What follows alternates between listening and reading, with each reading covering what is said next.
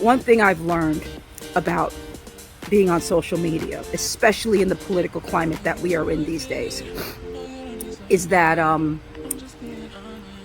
homophobic and transphobic trolls are so predictable.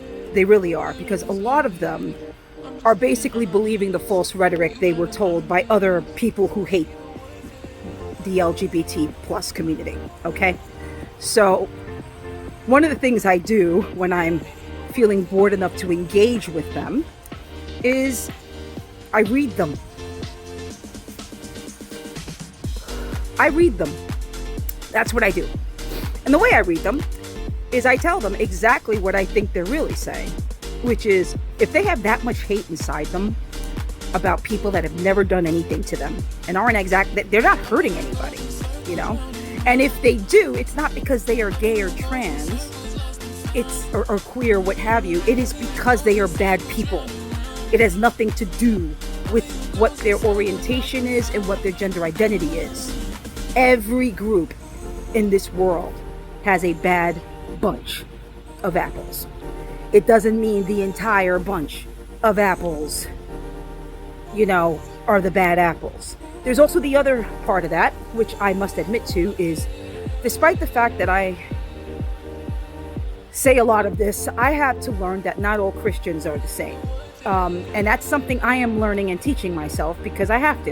It's a big part of not being bigoted is the fact that I should not be bigoted towards Christians. And it's hard because a lot of the Christianity from people that I have seen has not been good things. It's been bad things under the guise of what they consider to be love. Love doesn't include hurting people. Love never includes pain or hurt. Love is actually a positive energy. It's love. Love is a science. But it does not have to include hurting people. It never did. That is not part of the rule of love. Okay? People hurt people because they believe bullshit. So the point of my video here is an example of me engaging with one of these homophobic trolls. Homophobic, transphobic, xenophobic, all of the phobic, that they will try to say, there are people out there who will say, don't say,